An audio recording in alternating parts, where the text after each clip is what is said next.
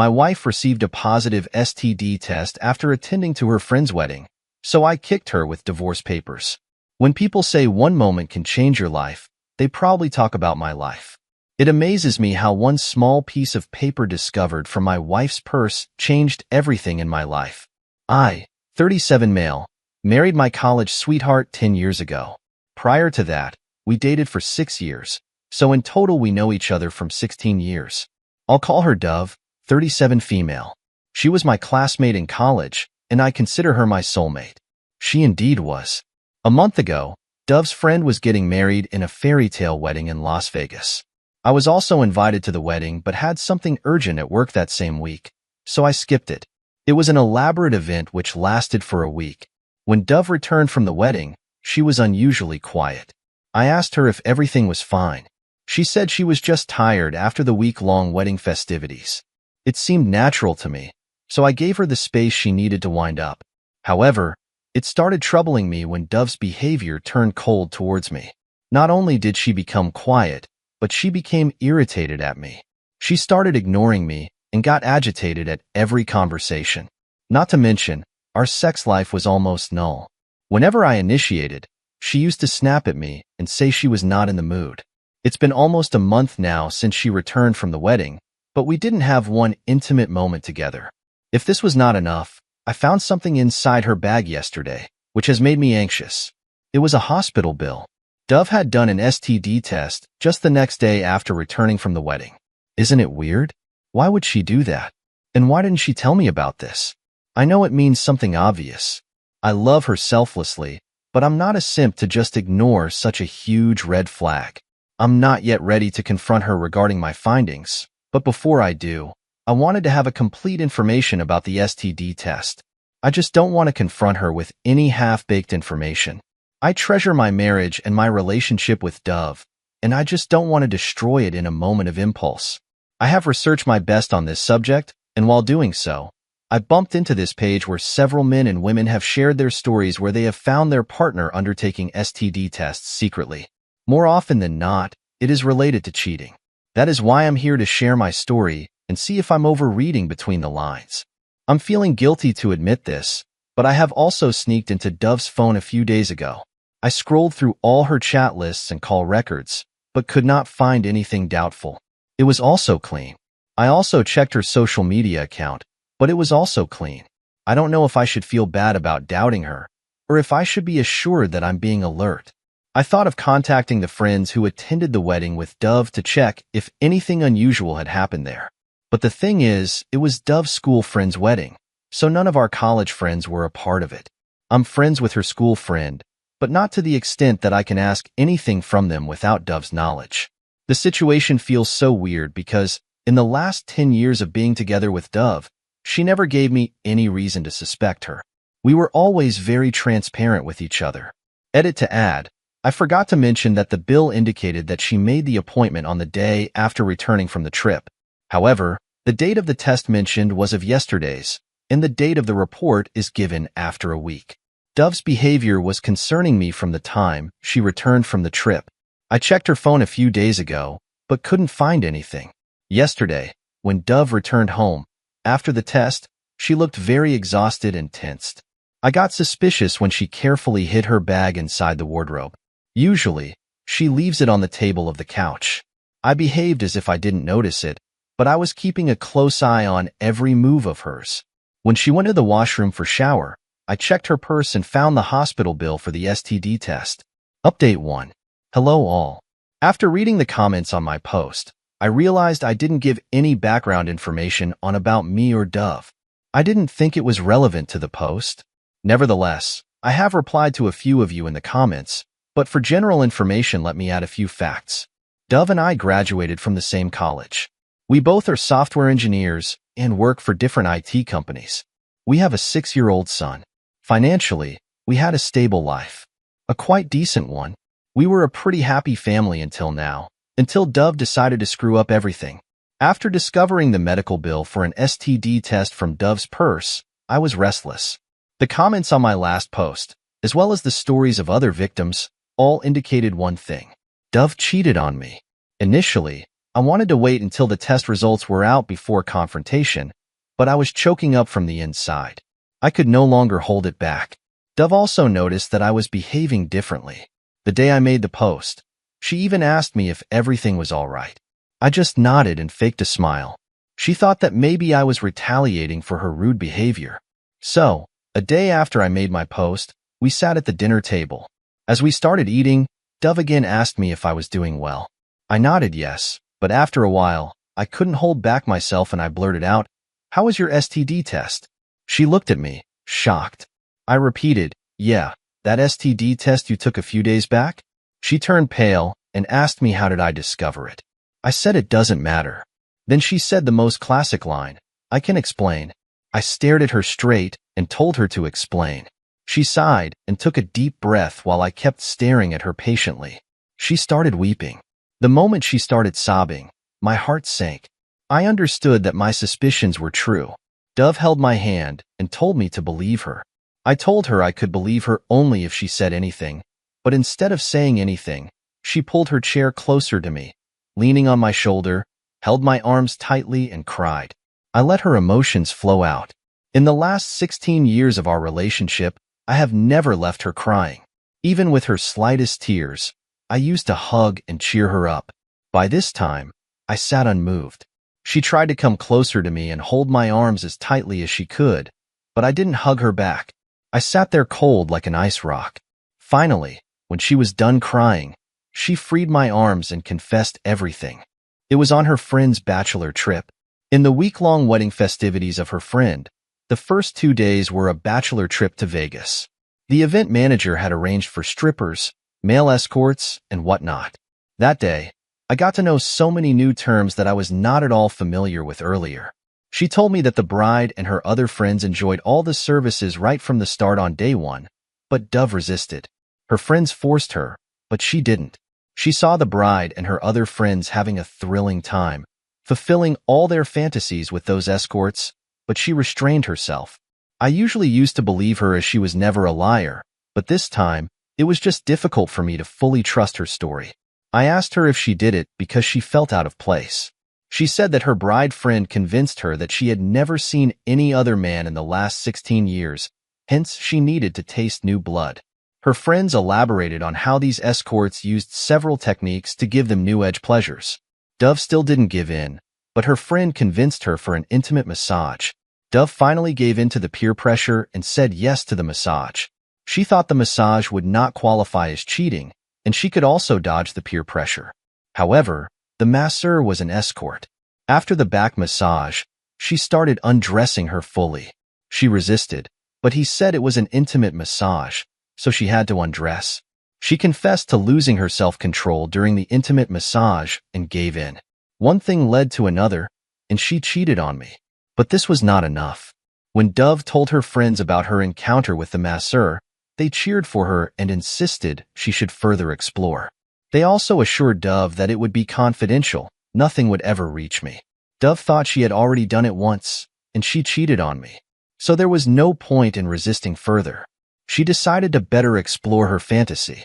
I was glad that she honestly confessed everything. She knew I wouldn't forgive her even if she didn't once.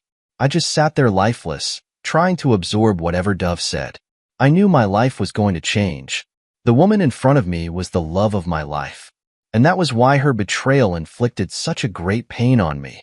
Dove nudged me to say something, as I had not spoken a word since she confessed. I buried my face in my palms.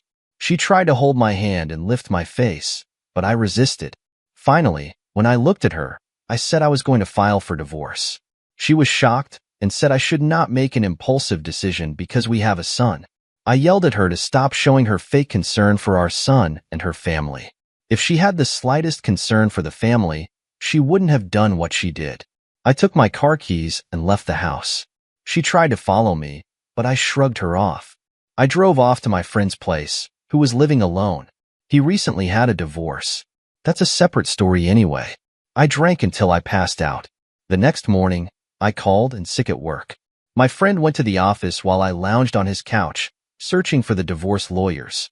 I stumbled upon a lawyer who was my junior in school. He was added to my Instagram account, so I messaged him. He responded within a couple of hours. I asked for a call. He sensed the urgency and desperateness in my messages and called me back within 30 minutes.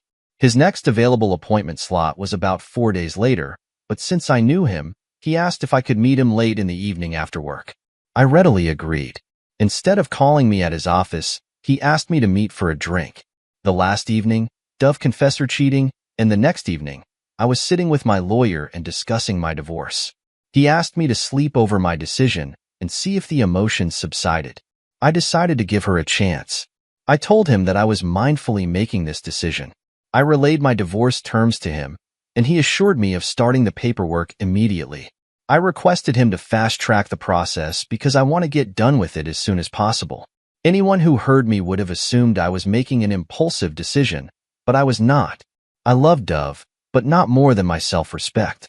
I told him that I trusted Dove with my life, and if I'm taking this decision, it is definitely severe. I cannot let her get away with the cheating.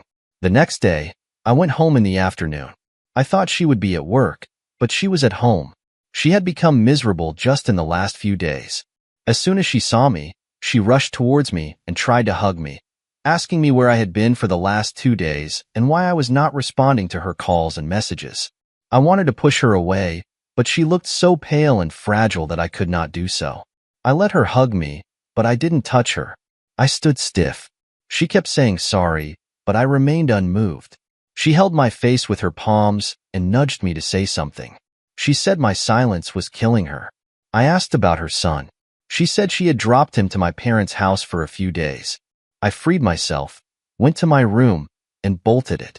She would not have let me pack if I had let her in.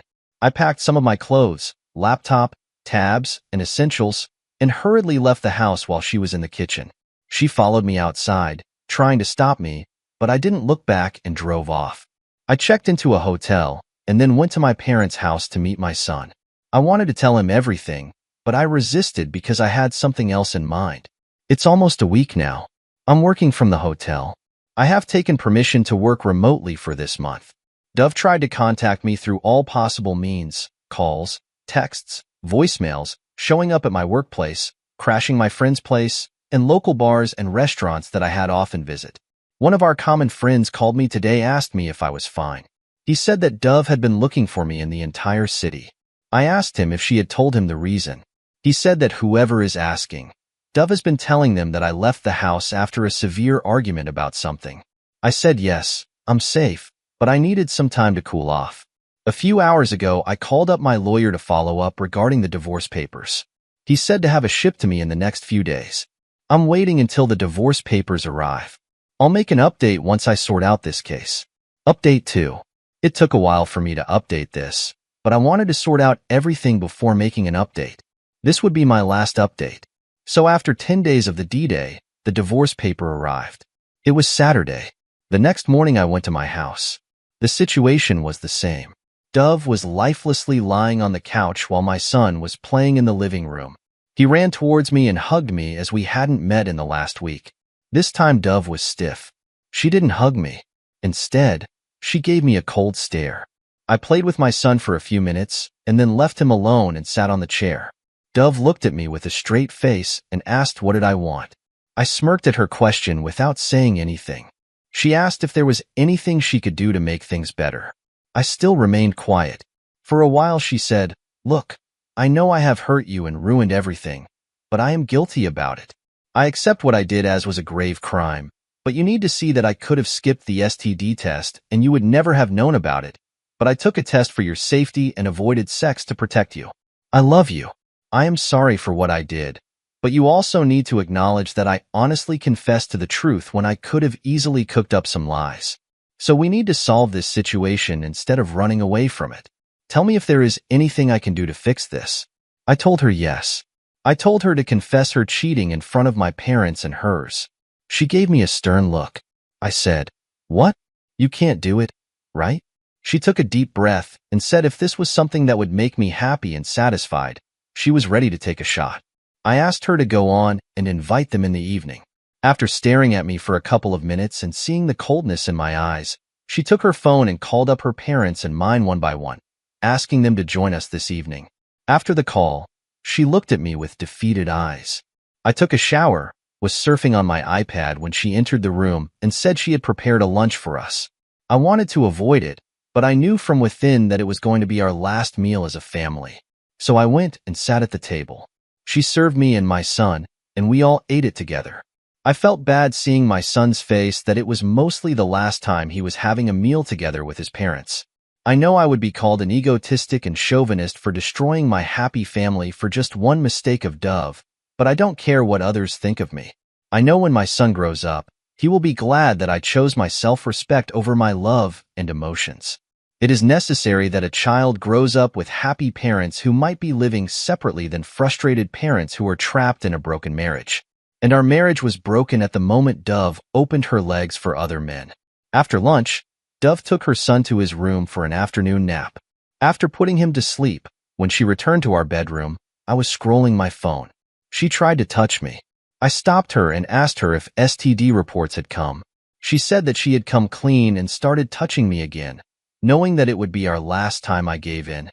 That was the most thrilling sex we had in a long time. After we were done, I felt so guilty and sad, but also satisfied to be with her. She was the only woman I had been with in the last 16 years. I loved her, and it broke me to the core to think that I was going to push her away from me forever. I also regretted having sex with her because it would have given her hope of reconciliation. She fell asleep on my arms as if she hadn't slept for many nights. I looked at her face and wondered how she could do this to us. I don't know when I dozed off while staring at her pretty face. We woke up when her son knocked on the door. I opened the door for him. He played with us on the bed. It was such a bliss. At that moment, I truly felt like retreating from my decision and giving another chance to my marriage. But I suppressed it and went out of bed. It was already evening. I sat in the living room waiting for my parents and in-laws to arrive. For a while, our parents were there. After everyone settled down, Dove called me into the kitchen and asked with an intense eye if I really wanted to do this. I said yes. She then went outside and told everyone that she had something to confess. She told them that she cheated on me at her friend's wedding, but it didn't mean anything. She loved me and could do anything for me. She went on to say that she had confessed about this to me, and I wanted her room to inform everyone about this. It happened so fast that my parents thought it to be a prank. I said it was not a prank and added that she hadn't confessed when I found the STD test bill in her purse.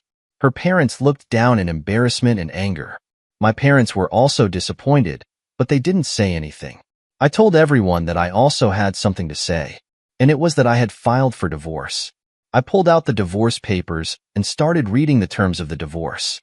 Dove tried to interrupt me, but I continued. I gave her the house in which she and my son could live while I moved out. We both would have joint custody of our son, and I would pay my share of the child's report. After reading it, I handed over the papers to her. She gave me a disgusted look and said I tricked her into this. She glanced through the papers and signed it right away. Her parents stood up and left immediately without saying a word. My parents also left, but while leaving, they asked if I wanted to move in with them for some time. I nodded and said I'll see. Dove went to her son's room and locked it from the inside. Not only did she feel humiliated in front of her parents and in-laws, but she felt defeated that all those confessions and humiliations was for nothing. I packed my remaining stuff and left the house. I wanted to meet my son, but I knew Dove wouldn't let me do so.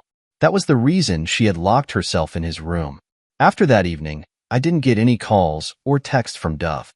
After 45 days or so, we were presented in the court where our divorce was settled amicably as none of us contested. We didn't say anything to each other and parted ways after it was over. It's been more than a week since the divorce was settled. I have been busy throughout, finding a house and settling in there. We may cross paths because of our son, but it is going to be only transactional. I still feel empty and frustrated because I know I have also hurt her and humiliated her. Maybe we both got what we deserved.